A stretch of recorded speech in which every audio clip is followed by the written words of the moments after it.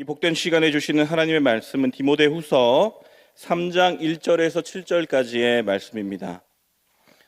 신약 성경 345면에 있는 디모데후서 3장 1절에서 7절까지의 말씀입니다. 진리의 지식 지키기라는 제목으로 박종산 목사님께서 말씀 전해 주시겠습니다. 디모데후서 3장 1절에서 7절까지의 말씀을 교독하겠습니다. 제가 먼저 읽겠습니다. 너는 이것을 알라. 말세에 고통하는 때가 이르리라. 사람들이 자기를 사랑하며 돈을 사랑하며 자랑하며 교만하며 비방하며 부모를 거역하며 감사하지 아니하며 거룩하지 아니하며 무정하며 원통함을 풀지 아니하며 모함하며 절제하지 못하며 사나우며 선한 것을 좋아하지 아니하며 배신하며 조급하며 자만하며 쾌락을 사랑하기를 하나님 사랑하는 것보다 더하며 경건의 모양은 있으나 경건의 능력은 무익하니 이 같은 자들에게서 내가 돌아서라. 그들 중에 남의 집에 가만히 들어가 어리석은 여자를 유인하는 자들이 있으니 그 여자는 죄를 중히 지고 여러 가지 욕심에 끌린 바. 함께 읽겠습니다. 항상 배우나 끝내 진리의 지식에 이를 수 없느니라. 아멘. 혹시 우리 성도님들께서는 다들 하나씩 가지고 계시는 스마트폰 얼마나 사용하고 계십니까? 이 휴대폰이 가지고 있는 기능을 얼마나 알고 잘 사용하고 계십니까? 이렇게 질문하면은 저마다 이제 다양한 대답을 하실 것입니다. 하지만 저희들이 가지고 있는 이 휴대폰의 모든 기능을 다 알고 그때그때 응용하면서 잘 사용하고 있습니다 라고 표현하실 분들이 얼마나 되실까요? 사실 주위에서 이러한 휴대폰이 기능이 있다라고 알려줄 때 새로운 기능을 발견하고 나면은 왜 내가 지금까지 늘 들고 다녔던 이 휴대폰이 이러한 기능이 있음에도 못 사용했을까? 가슴을 치면서 안타까워 하셨던 경험이 혹시 있진 않으십니까? 저 역시 이러한 기계들을 굉장히 좋아해서 예전에는 설명서도 사면은 종종 읽어보고, 자주 읽어보지 않습니다. 종종 읽어보고 또 사용하는 사람들이 남겨놓은 이러한 글들을 살펴보면서 어떻게 하면 더 잘 사용할 수 있을까라는 것들을 연구하면서 사용했던 적도 있습니다. 그런데 사역을 시작하고 또 분주하고 바빠지는 이러한 삶이 반복되면서 사실 이제는 들고 다니면서 전화 기능만 잘 되면 내가 원할 때에 문자가 잘 보내지면은 된다라는 마음으로 들고 다닙니다. 그런데 이러한 마음과 같이 사실 어떠한 기계를 사용하는 것에서뿐만 아니라 내 삶에서 우리의 삶이 살아가다 보면 이제는 새롭게 변화하고 새로운 것을 알아가기보다는 익숙한 삶에 머무르면서 살아가기를 원할 때가 너무나 많습니다. 그런데 이러한 모습들이 단순히 우리의 삶의 모습에서뿐만 아니라 우리의 신앙생활 속에서도 그러하지 않은지를 한번 생각해 보기 원합니다. 이제 이 정도 믿음 생활을 했으니까 이제 이만큼만 섬기자. 또는 나 정도만 예배를 드리고 신앙생활을 해도 되는 것 아닌가? 라는 이러한 마음들이 혹시 우리 성도님들의 마음속에는 있지 않으십니까? 만약에 더 내가 말씀을 사모하는 마음으로 온 힘을 다해서 달려가자, 결단하자, 새로운 신앙에 도전을 해보자 라는 그러한 마음들이 이제는 식어버리셨다면 오늘 디모데가 권면하고 있는 이 권면의 말씀을 다시 한 번 더 묵상하시면서 우리들의 기도의 자리가, 우리의 말씀의 자리가 어디로 나아가야 되는지 다시 한 번 더 말씀을 붙들고 기도하기를 소망합니다. 바울은 오늘 디모데에게 교회가 경험하는 마지막 때의 고통에 대해서 설명해 주고 있습니다. 특별히 이것을 알라라고 말하면서 말세에 고통하는 때가 이르러라고 오늘 서신의 말씀을 시작하며 그의 마지막 권면의 말을 이어가고 있습니다. 말세의 때, 마지막 때라는 이러한 단어를 들으시면은 우리 성도님들 마음에는 어떠한 마음이 드십니까? 혹시 나도 모르게 경계하면서 불편해하는 마음을 가지시지는 않으십니까? 성경에서 사용하고 있는 용어임에도 불구하고 마지막 종말이라는 말이 나오면은 저희들도 모르게 움츠러들 때가 있습니다. 왜냐하면 이러한 용어들을 자주 사용하는 단체들이 있다면 바로 이단들이 이러한 용어를 즐겨 사용하기 때문에 그렇습니다. 한국교회가 정말 폭발적으로 성장하던 시기 가운데 1992년 저희들이 너무나 잘 알고 있는 다미 선교회에서 휴거를 준비하는 영상들이 매스컴을 통해서 나타나면서 이제 마지막 종말이라는 이 단어를 사용하면은 왠지 이단이 되어져 가는 그러한 생각들이 우리들의 가슴 깊은 곳에 들어오게 되었습니다. 그래서 사탄이 한국교회가 더 이상 성장하지 못하도록 우리들이 정말 알아야 되고 준비해야 되고 점검해야 될 이 마지막 때에 대해서 오히려 불편한 마음이 가지게 만들면서 사실 이때를 준비하지 못하게 하는 그러한 악한 일들이 우리들 가운데서 나타나는 것 같습니다. 그렇기 때문에 오늘 바울이 우리에게 권면해주고 있는 디모데후서의 말세의 고통의 때라고 하는 이 표현을 통해서 바울은 성도들이 두려워한 마음을 가지고 넘어지고 무너지게 만드는 것이 아니라 두려워한 마음을 넘어서서 이제 그러한 마음을 가지고 다시 한 번 더 분별력을 가지고 이 시대를 준비하며 나아가게끔 이것을 알며 나아가라고 우리에게 권면해주고 있는 말세 때의 특징을 한번 살펴보고자 합니다. 오늘 본문 말씀의 2절에서부터 5절까지의 19개의 주의해야 될 권면의 내용이 나타납니다. 19개, 긴장하지 마십시오. 천천히 빠르게 19개의 내용들을 함께 살펴보면서 그 의미들을 가볍게 생각해 보려고 합니다. 이 19개의 내용들을 하나하나 천천히 아니고 빠르게 살펴보면서 나에게 이것이 얼마나 내 삶에 영향을 주고 있는가라는 것을 한번 생각해 보시면서 이 단어의 의미들을 묵상해 보기 원합니다. 첫 번째는 자기를 사랑하는 것에 대해서 바울은 권면하고 있습니다. 마지막 때에 자기를 사랑하는 것, 자기를 사랑한다는 것은 다른 것에서부터 시작되는 것이 아니라 죄된 본성에서부터 이 문제가 시작됩니다.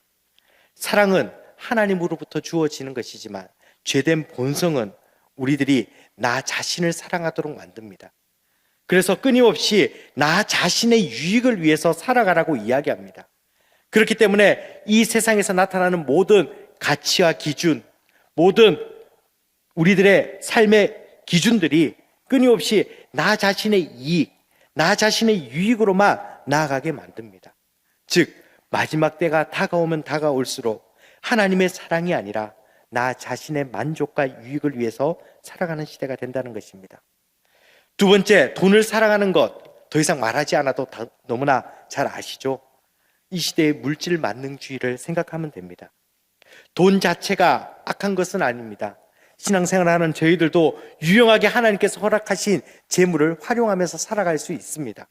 하지만 오늘 본문에서 이야기하고 있는 말세 때의 문제에 되는 죄의 범위는 돈을 사랑하여 오히려 사람의 가치를 무시하고 하나님을 무시하며 이것으로 우리의 삶을 주관하려고 하는 삶이 점점 더 시대가 흘러가면 흘러갈수록 더하게 될 것이라고 경고합니다. 세 번째로 자랑하는 것을 이야기합니다. 자랑하는 것이라는 단어는 그 원어의 의미를 살펴보면 사기꾼이라는 단어와 같은 용례를 가지고 있다는 것을 발견합니다. 즉 자랑하는 것은 말 그대로 내가 가지고 있는 것을 드러내는 것이 아니라 다른 사람에게 피해를 주며 타인에게 어떠한 피해를 입혀도 나의 유익이 있다라고 하면은 그러한 표현들을 해 나가는 것들을 자랑하는 것이라고 이야기합니다.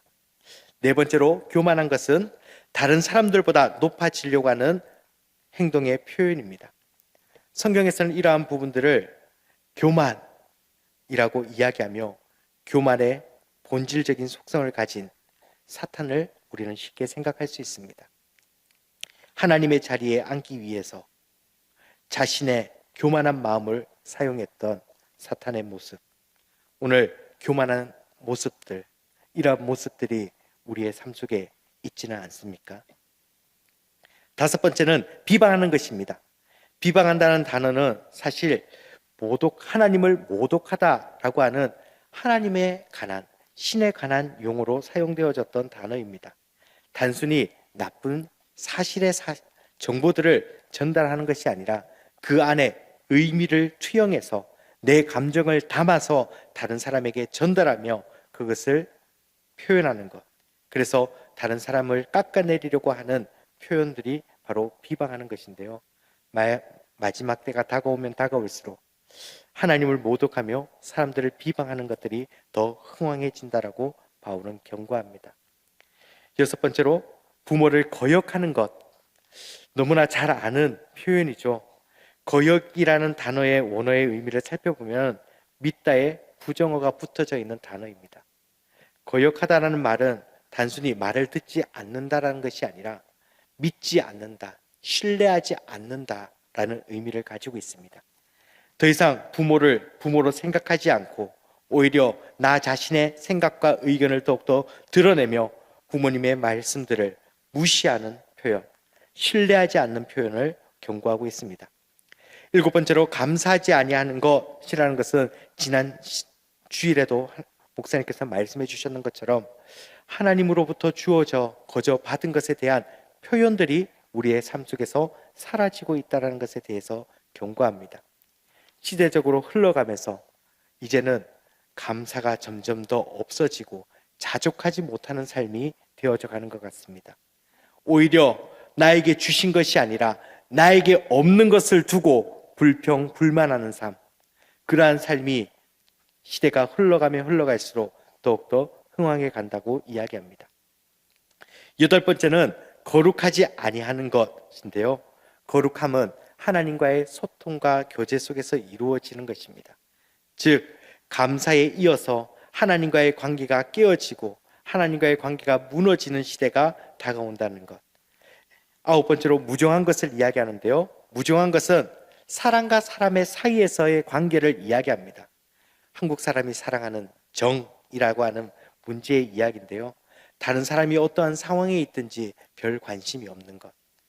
오늘 지금도 전 세계에서는 전쟁의 문제로 아파하고 슬퍼하는 사람이 있음에도 불구하고 내 피부에 직접 와닿지 않는 일이기 때문에 무감각해 하는 우리의 모습이 바로 이러한 모습은 아닌가 다시 한번 더 생각해 봅니다.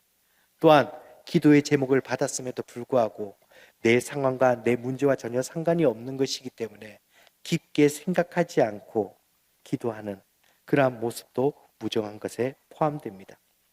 열 번째로 원통함을 풀지 않은 것은 다른 말로 이야기하면 화해하지 않는다라고 생각할 수 있습니다. 즉, 내 안에 생겨있는 화해 문제를 풀지 않고 끊임없이 더 큰 그 문제에 매여서 오히려 복수를 하기 위해서 그 원통함을 오히려 갚아주는 것으로 사용하려고 하는 문제에 대해서 이야기합니다. 11번째는 모함하는 것인데요. 성경에서 모함하는 것이라는 것은 마귀를 향하여 사용할 때 자주 사용합니다. 마귀가 사실을 왜곡시키고 오히려 사실을 거짓으로 꾸미며 거짓을 나타내는 것. 바로 이것이 모함하는 것의 특징입니다. 12번째는 절제하지 못하는 것을 이야기합니다. 자신을 다스리지 못하고 방탕한 세월로 흘러가는 모습, 분별력 없고 자신을 통제하지 못하고 나아가는 삶의 모습을 절제하지 못하는 것이라고 이야기합니다. 13번째로 사나운 것을 이야기하는데요. 사나운 것은 죄의 본성에서 나오는 것입니다. 오히려 이 반대말은 온유하다라고 하는 것과 연결되어져 있는 말인데요. 사납다라는 말은 악한 본성을 그대로 여과 없이 드러내는 것을 이야기합니다. 이제 거의 다 끝나갑니다. 14번째, 선한 것을 좋아하지 않는 것인데요. 선한 것을 위하여 노력하지 않는 것, 오히려 선한 것을 악하다라고 이야기하는 이 시대의 풍조와 흐름들을 생각해 볼 수 있습니다. 그리고 배신하는 것은 신의를 저버리는 행동, 가룟 유다가 예수님을 부인하고 예수님을 넘겨줄 때 사용한 용어와 같은 용어를 사용하고 있습니다. 자신의 유익을 얻고자 다른 것을 버리며 넘겨준다. 조급하다라는 것은 대화나 말을 할 때에 지나치게 빠르게 전개하거나 다른 사람의 이야기에 급하게 끼어들면서 상대방의 이야기를 더 이상 하지 못하게 하는 것. 조급한 것의 경고입니다. 자만하는 것은요, 긍지와 허영으로 의식이 부풀어 오른다라는 의미를 가지고 있는 단어이지만 이 단어의 의미에 조금 더 깊게 들어가서 생각해 보면요, 자신에 대해서 지나치게 기대하고 신뢰하는 마음으로 분수를 모르고 행동하는 것을 자만한 것이라고 이야기합니다. 또 18번째, 쾌락을 사랑하는 것, 하나님보다 더 육신적인 소욕들, 감각들을 기뻐하는 행동들을 이야기합니다. 마지막, 경건의 모양은 있지만 그 능력을 부인하는 것, 눈에 하나님의 모습이 전혀 보이지 않는 삶의 행동을 경고합니다.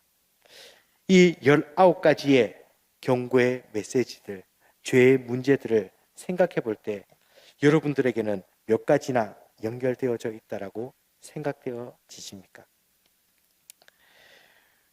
때로는 이 이야기들이 나의 삶에, 우리의 모습에 너무나 지금 깊숙이 들어와 있지는 않은가라는 생각을 해볼 때가 있습니다. 바울은 말세의 때에 이러한 것을 주의하라 라고 하는데 이미 우리의 삶에, 내 행동 안에 이러한 습관의 문제들이 그대로 이 세상의 삶 가운데, 교회 공동체 안에 그대로 드러나 보여지고 있지는 않습니까? 오늘 교회 속에서의 경건을 가장한 거짓된 가르침의 모습 속에서 다시 한 번 더 이 문제들을 점검해 보고자 합니다. 교회 속에서 경건한 것처럼 행동하지만은 이 세상의 가치를 따라가는 삶의 모습들이 너무나 많습니다. 앞에서 열거한 19가지의 죄의 문제들이 사실 우리 교회 안에도, 우리 공동체 모습 속에도 한두 가지가 꼭 들어와서 우리의 모임을, 우리의 공동체를 어지럽게 만들고 있지는 않습니까? 바울은 디모데후서 2장 19절 말씀에서 이렇게 이야기하고 있습니다. 그러나 하나님의 견고한 터는 섰으니 인치심이 있어 일렀으되 주께서 자기 백성을 아신다 하며 또 주의 이름을 부르는 자마다 불의에서 떠날지어다 하였느니라. 하나님께서 진리의 터로 우리를 세우셨고 우리를 부르셨기 때문에 사실 우리는 이 19가지의 죄의 문제에서 자유로워야 합니다. 그리고 이 문제 속에서 오히려 자신 있게 이와 반대되는 삶을 행하면서 살아가야 된다라고 바울은 이야기하고 있습니다. 하지만 우리들은 이 문제가 사실 쉽지만 않은 것처럼 느껴집니다. 마치 디도서 1장 16절의 말씀과 같이 그들이 하나님을 시인하나 행위로 부인하니 가증한 자요 복종하지 아니하는 자요 모든 선한 일을 버리는 자니라 라고 하는 이 말씀과 같이 오히려 이 죄된 본질의 문제 앞에 넘어져 있는 삶을 살아가고 있지는 않습니까? 바울과 같이 이것들을 다시 한 번 더 점검하십시오. 경고하는 이 말씀. 여러분, 돌아서십시오. 라고 명령하는 이 명령 앞에 우리는 우리의 삶을 다시 한 번 더 돌아보며 복음의 자리로 나아가기를 소망합니다. 저도 제자 훈련을 시작하면서 신앙생활 하는 여러 가지의 삶에 반복되어져 가는 사역의 상황 가운데서 믿음 있게 살아가고 있다라고 자신했던 적이 있습니다. 그런데 많은 제자 훈련의 선배님들이 앞에 계시지만 부끄러운 표현이지만 자기 생활 점검표에 내 시간을 어떻게 쓰는지 적나라하게 다시 한 번 더 체크해 보니 내 말씀 시간이 얼마나 적은지, 내 기도 시간이 얼마나 적은지 발견할 때가 있었습니다. 그리고 그 시간들을 어떻게 하면 다시 한 번 더 세워져야 될까라는 고민 앞에 오늘 이 본문 말씀을 다시 한 번 더 접하게 됩니다. 경건하지 않는 자의 죄의 문제, 스스로 빠져나올 수 없는 그 문제, 음탕한 여인을 쫓아가는 그러한 삶의 문제 가운데서 디모데에게 바울은 항상 배우나 끝내 진리의 지식에 이를 수 없다라고 마지막 경고의 표현을 던지고 있습니다. 이 표현의 말씀이 이해되십니까? 하나님의 말씀을 몰라서 죄의 문제에 빠지는 것이 아니라 예배를 드리지 않기 때문에 하나님을 모르는 것이 아니라고 우리에게 이야기하고 있습니다. 항상 말씀을 배우는 것을 최우선하는 삶을 살고 있다 하더라도 매년 성경을 몇 독씩 하고 매주 예배 자리에 나오고 수많은 명설교의 목회자들의 말씀을 들으면서 신앙 서적을 읽으면서 살아가더라도 진리와 무관하게 살아가는 우리의 삶의 모습들이 우리에게는 너무나 쉽게 보여진다는 것입니다. 저 역시 이 말씀을 묵상하면서 굉장히 두려운 마음이 들었습니다. 나의 훈련의 자리, 우리의 말씀의 자리, 우리의 삶의 자리가 혹시 지식으로만 가득 찬, 때로는 종교 생활로만 채워진 삶의 모습은 아닌가? 바울이 경고하고 있는 그 경고, 돌아서라고 하는 그 경고의 말씀이 오늘 나를 향하고 있지는 않은가? 말씀을 묵상해 봅니다. 다시 한 번 더 이 질문을 우리 성도님들에게 던져보고자 합니다. 사랑하는 우리 새로람 교회 가족 여러분, 여러분들의 삶의 자리는 어떠하십니까? 지금 믿음의 자리에 있는 그대로 괜찮으시겠습니까? 바울은 우리에게 계속해서 권면의 말씀을 이어가고 있습니다. 디모데후서 3장 12절에서 14절 말씀인데요. 앞에 띄어져 있는 말씀을 보고 함께 읽어보겠습니다. 무릇 그리스도 예수 안에서 경건하게 살고자 하는 자는 박해를 받으리라. 악한 사람들과 속이는 자들이 더욱 악하여져서 속기도 하나니 그러나 너는 배우고 확실한 일에 거하라. 아멘. 바울은 우리에게 계속해서 이야기합니다. 때로는 속기도 하고 속이기도 하는 이러한 삶 속에서 진리 속에 서 있다라고 이야기하지만 오히려 내 삶의 편안함과 안락함을 위하여 박해를 받지 않는 삶을 살아가려고 하는 우리의 신앙 생활 속에서 바울은 디모데에게 배우고 확실하는 일에 거하라라고 다시 한 번 더 원색적인 경고와 권면의 말씀을 던지고 있습니다. 바울의 이 권면의 말씀이 오늘 우리들의 삶에서도 유익하고 그만한 의미가 있다라고 생각되어집니다. 사랑하는 우리 새로남교회 공동체 여러분, 우리의 삶이 배우고 확실하는 하나님 말씀 위에 다시 한 번 더 세워지기를 소망합니다. 우리의 삶의 모습이 이제 이만큼 20년, 30년, 40년, 50년 신앙생활을 해왔던 내 삶에 이 정도 신앙생활을 하면 되지 않는가? 이 시대 속에서 다른 사람은 이 정도 신앙생활도 안 하고 살아가는데 내가 새로운 교회에서 이 정도 믿음을 지키며 살아가면 되는 것이 아닌가? 라는 내 마음의 울림 속에 다시 한 번 더 하나님의 말씀은 나에게 그렇게 말씀하고 있는가? 라는 질문을 던지며 다시 한 번 더 우리가 있어야 될 자리에, 우리가 서야 될 자리에 나아가기를 소망합니다. 고난을 받으며 핍박을 받으며 살아가는 삶, 사실 기쁜 삶이 아닙니다. 어느 누가 고난과 박해 속에서 살아가는 것을 기뻐하겠습니까? 하지만 이것은 바울이 우리에게 권면하고 있는 말씀이 아니라 더 나아가서 예수님께서 우리에게 이미 먼저 말씀해 주신 말씀이라는 것을 기억하기를 원합니다. 마태복음 10장 22절에 또 너희가 내 이름으로 말미암아 모든 사람에게 미움을 받을 것이나 끝까지 견디는 자는 구원을 얻으리라. 누가복음 21장 12절 말씀에 이 모든 일을 전에 내 이름으로 말미암아 너희에게 손을 대어 박해하며 회당과 옥에 넘겨주며 임금들과 집권자들 앞에 끌어가려니와. 요한복음 15장 20절 말씀에 내가 너희에게 종이 주인보다 더 크지 못하다 한 말을 기억하라. 사람들이 나를 박해하였은즉 너희도 박해할 것이요 내 말을 지켰은즉 너희 말도 지킬 것이라. 라는 예수님의 이 말씀이 오늘 우리들의 삶을 이끌어가야 될 줄 믿습니다.